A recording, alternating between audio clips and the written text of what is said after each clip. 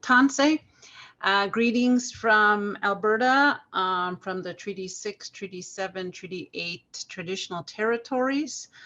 I welcome you all. I'm humbled to be invited to this event, and thank you all for those that are tuning in. As Simon has indicated, I'm Daphne Mai'Stoina. I'm from Siksika First Nations in Alberta, and I've been in education for actually 32 years, so it's been a while.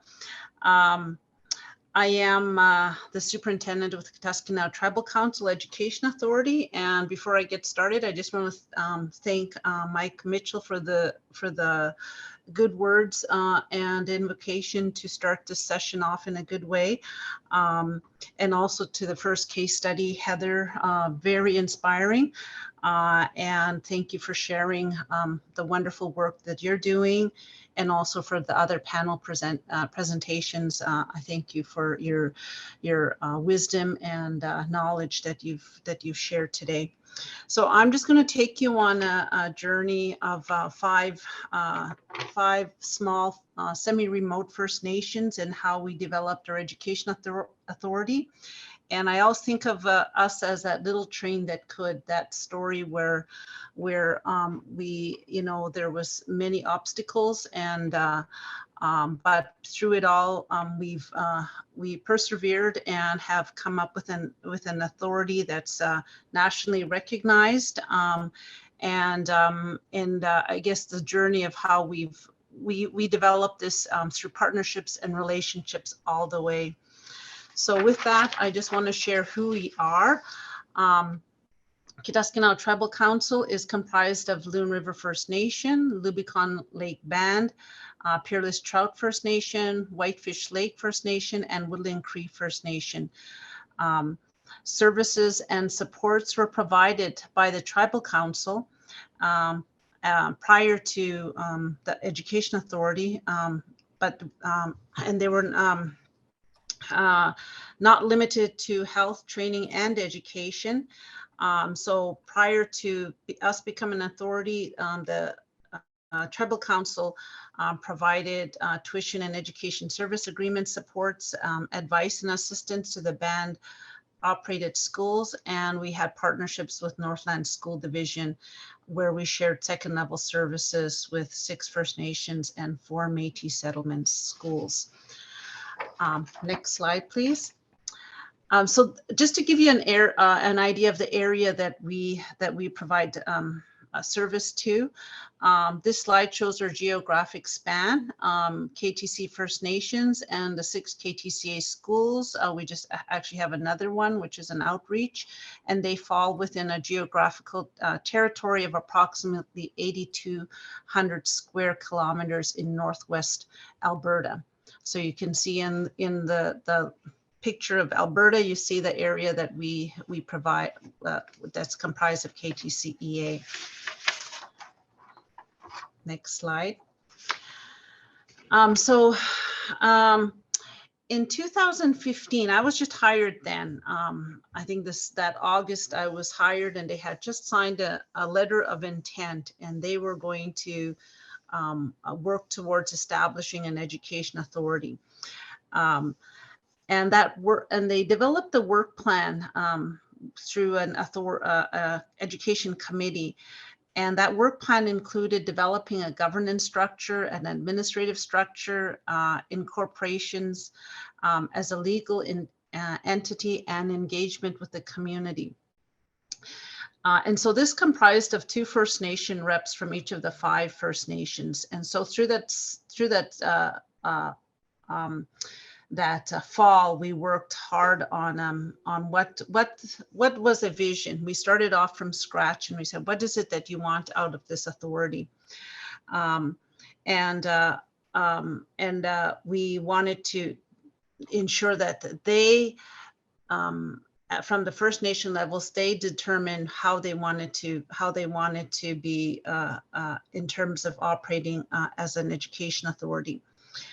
And actually, this activity started, the talks to develop their own authority was in 2010. Prior to that, there was various levels of support or not levels of support. So, and I'll show you that in a minute here. Next slide, please.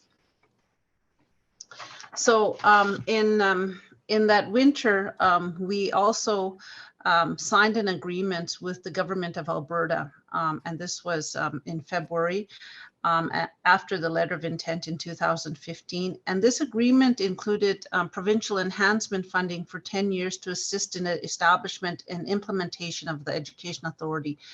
The agreement also included a number of in-kind supports.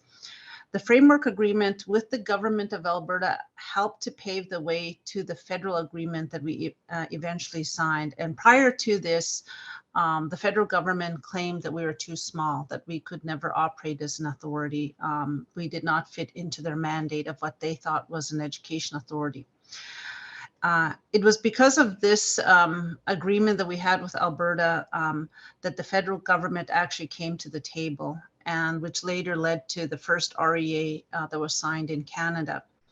Through our agreement with Alberta, Alberta committed to enhancing and not replacing the federal funding, and to provide this enhancement funding to KTCEA. Next slide, please.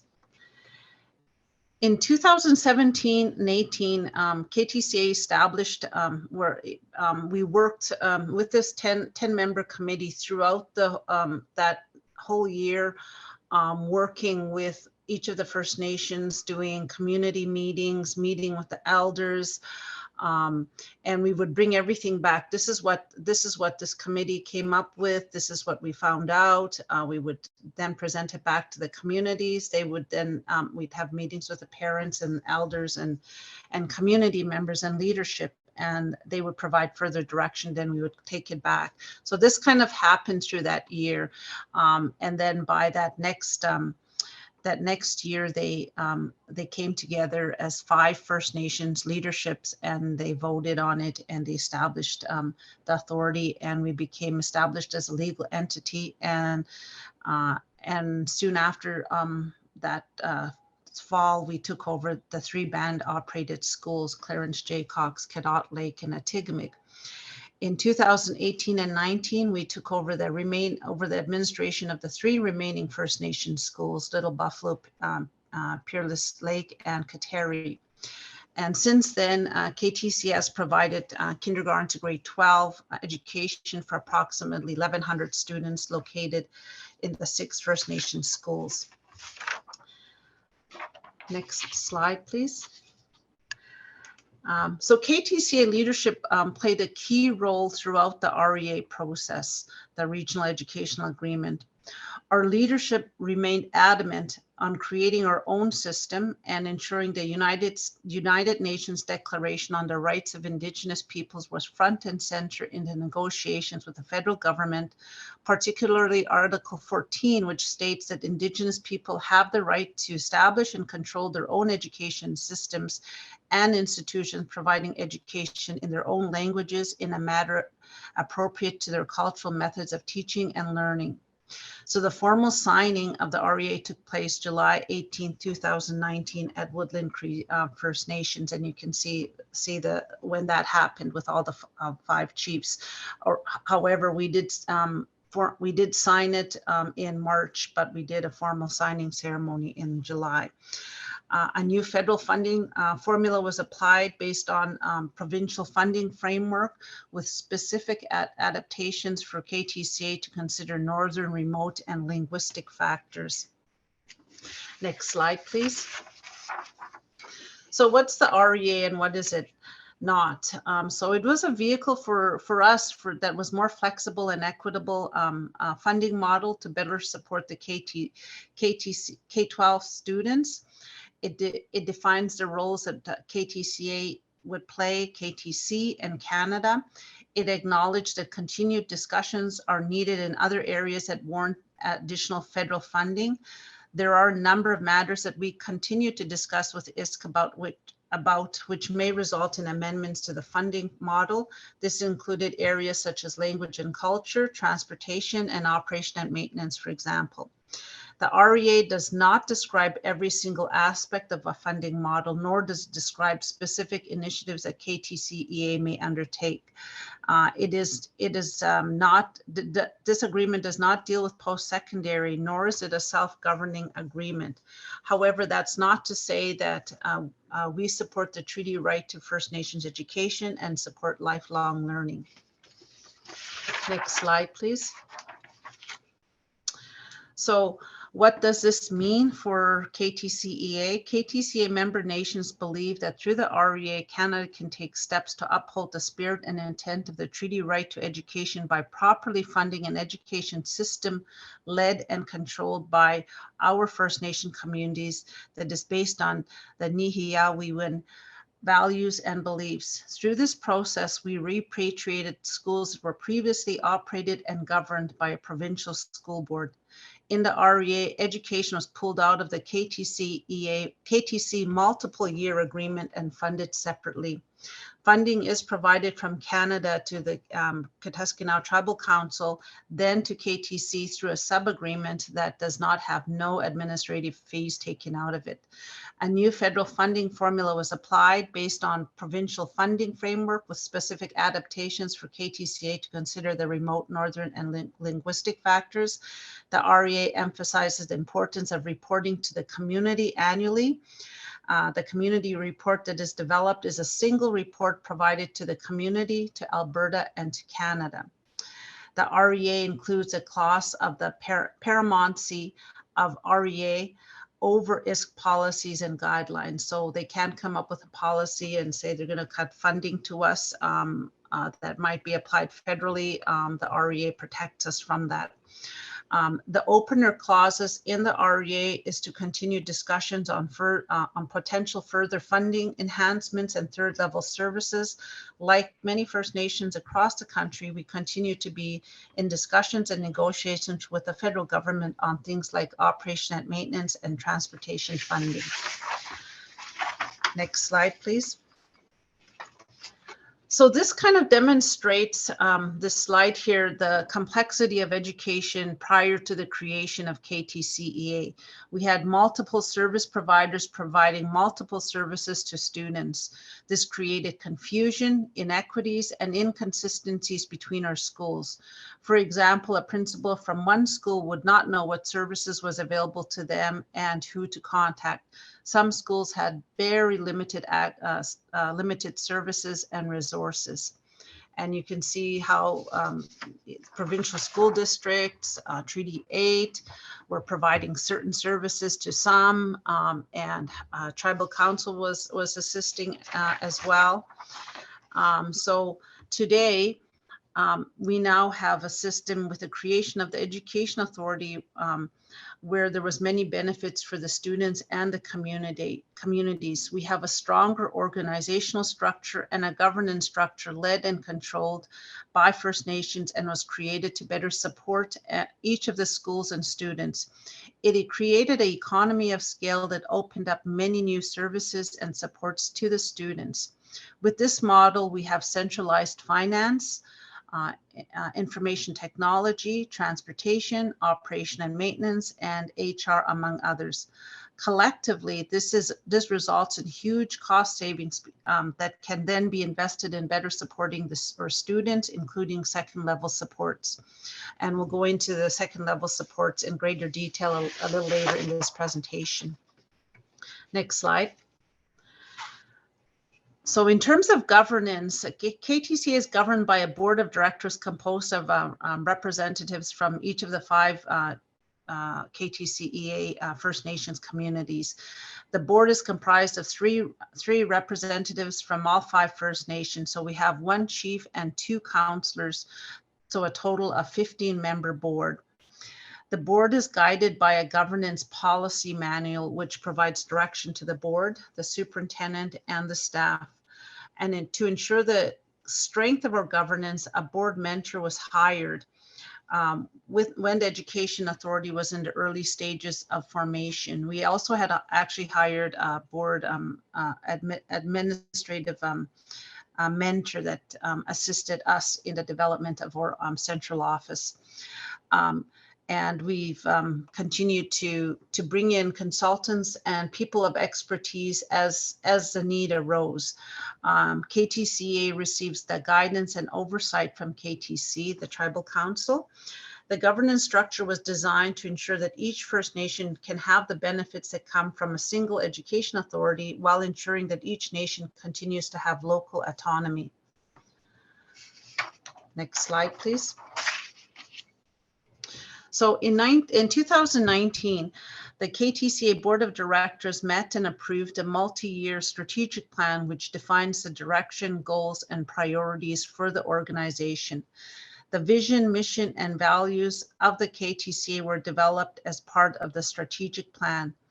And if you look on, this is the summary of our, the slide here shows a summary of our, what is provided. So the vision is Nihiau Kiskinau Ma Noma Naka Chiwin, which means excellence in Indigenous education. And that was the vision that they had. When we met, we had elders there and we had the leadership there, and they described what they wanted in the language, and then it was transcribed into English. The 5 core priorities within the plan are centered around student success, governance, staff retention, assets, and partnerships. KTCA puts a high priority on what we call training our own, hiring our own, and retaining the best. We built an entire strategy around ensuring that we can build up the capacity of our nation members to progressively take on more senior roles. This includes fully supporting EAs to get their education degrees, to become certified teachers, supporting teachers to get their master's degrees, and providing dedicated mentoring and succession planning for central office staff in key roles. And through this, we form partnerships with universities, University of Alberta particularly, and the First Nations University in Saskatchewan. One of the earliest benefits we saw after creating the Education Authority was immediate change in our ability to recruit and retain teachers in our remote communities. In 2017, when we first started, we had a 38% retention rate for staff. In 2019-20, this retention rate increased to 91%. Next slide, please. Land-based learning and Cree language are the KTCA cornerstones. We do have an Elders app called, a language app called Elders Speak app. It was released in 2020, and it features 60 elders, some that have since gone on from the KTCA member nation speaking Cree. There is such a richness of the land and uniqueness of the language, history, and identity in what KTCEA is about. We work closely with the community, the members from the community, and our commitment is to ensure traditional teachings are nurtured so that students know who they are and have pride in who they are.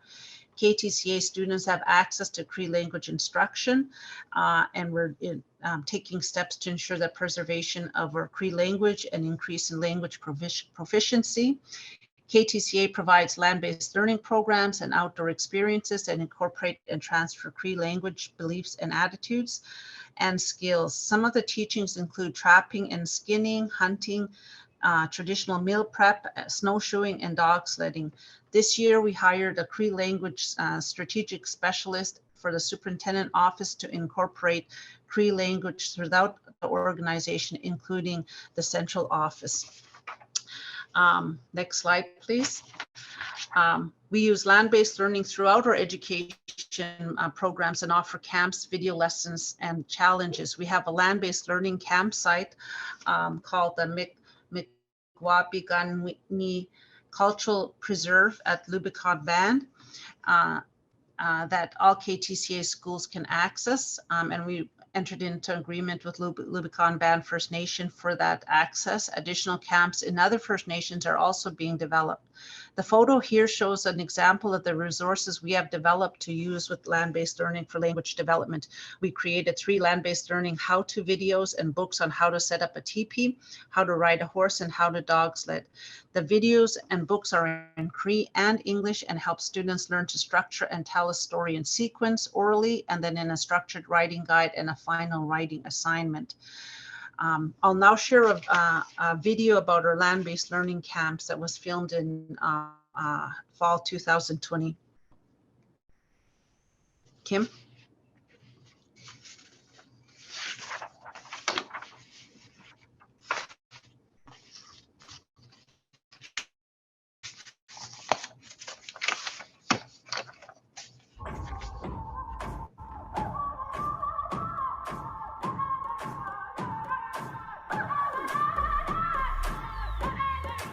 KTCEA has been offering these camps now for 8 years. We're just going into our 9th year of offering the camps.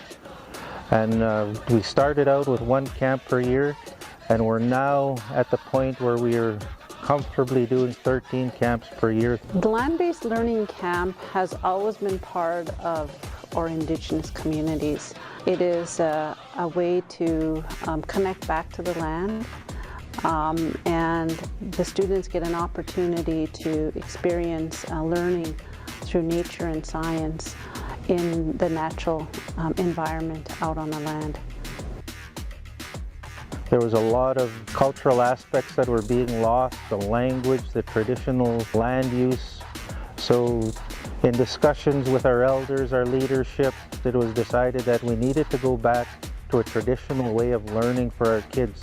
It was to motivate students because they were the attendance was really low, and we thought if we did something fun that they would show up, and it has been successful in that way.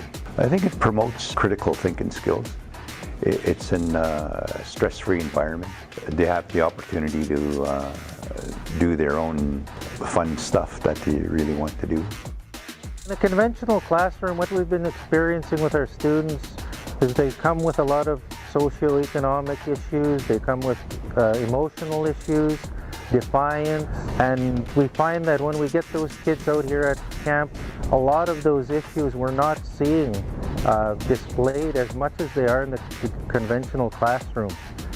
What we find is our kids are very excited about the learning, they're enthusiastic, and a lot of that comes from that sense of ownership and pride that this is their traditional teachings, this is something that they've done for generations in their nations, so it brings out that sense of pride and ownership.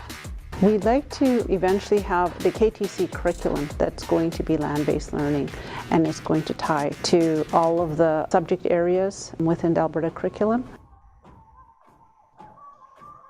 One of the greatest things that we've seen come out of the camps is that sense of leadership and confidence that we've instilled in those students, where we've seen them grow into becoming young adults who are willing to take a leadership role and who are willing to share their traditional knowledge.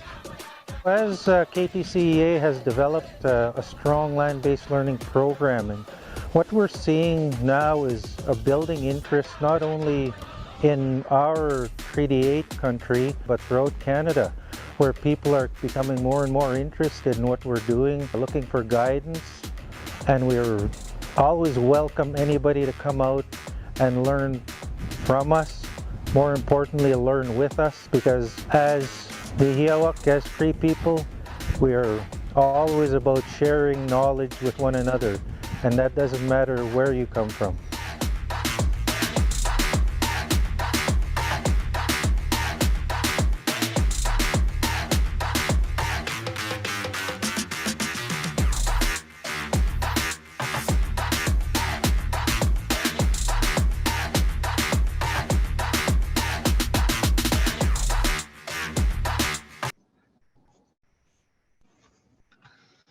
Thank you, Kim, for that. I think the video might have been a little slow there, but it's a very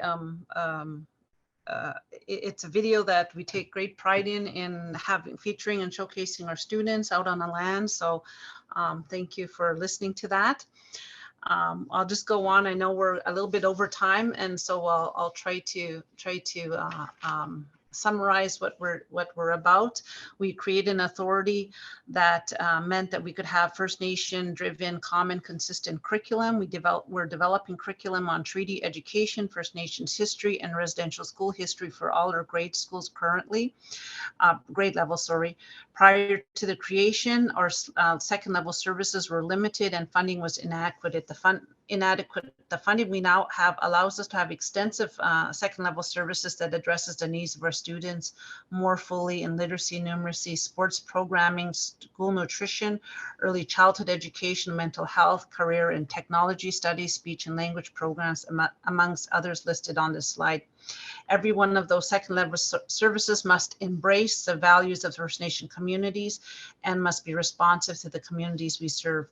With the creation of the Education Authority, as I said, we centralized a lot of our other services. We have an org chart that is comprised of the nation, the board of directors, the superintendent office, and 5 branches that provide services to an education.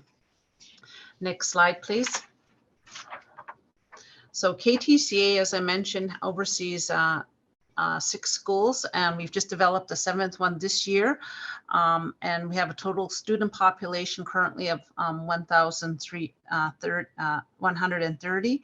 Our smallest school has 103, and our largest school has 305. This September, we added a new outreach school to serve KTCA students in all 5 KTC nations. The first site was opened in Atikamekw and will expand to locations in each of the nations. I think we have 3 just about ready to go in the other First Nations. The goal is to provide an alternative education setting for students who are not achieving the conventional school, students not in school, and students who wish to upgrade and complete high school courses. Next slide. This is a community report that we published, just the first page of the cover of the report that we publish annually, and that is our report to the community, to Alberta and education, but our first priority is to the community. Clear and consistent communication with parents, teachers, elders, leaders, and other community partners is absolutely essential.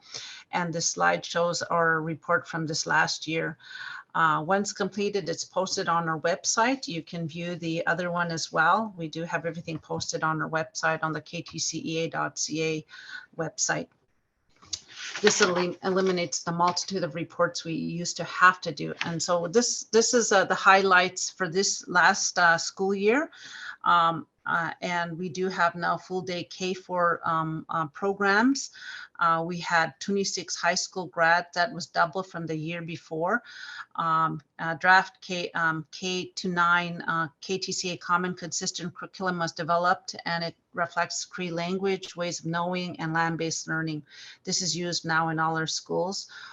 We have over 20 land-based learning videos with Cree syllabics, and subtitles were produced for use in Google Classroom. We also hold land-based learning challenges for students to be completed at home. And our specialists develop strategies to help students mitigate loss from in-school closures. As you know, COVID's hit us pretty hard. This is a challenge that many First Nations face across the country. We created a wellness phone line and a series of wellness videos for students, families, and staff to support mental health and well-being during this pandemic. We also published during this time an early learning handbook and a new high school handbook. And we continue to own and attract and retain, to have our own and attract and retain the best employees. 53% are from KTC First Nations of our staff. We maintain a 91% retention rate. We have 17 students that are employed in they're enrolled in the Masters of Education Studies. And we fully fund their tuition and everything, all of their books and to be enrolled in this. And we continue to upgrade all our teacherages. We have 77 teacherages. We've expanded that to, I think it's 81 teacherages now, and a fleet of school buses. So again, throughout all of this, we've established partnerships and, more importantly, relationships amongst each First Nation with each other through the band office, through health, with our elders. Elders play a key role. Prior to KTCA, we had partnerships with school districts, more with the Northland School Division and others as needed. We are doing partnerships still with Treaty 8. We just did a curriculum review last spring. As you know, Alberta has a new curriculum that they've introduced. It was highly controversial, and we did a curriculum review, and we partnered with other First Nations. So with that, thank you for having me to showcase KTCA. I'm very privileged to work with, and just so exciting to see the good work happening across the country. Exe.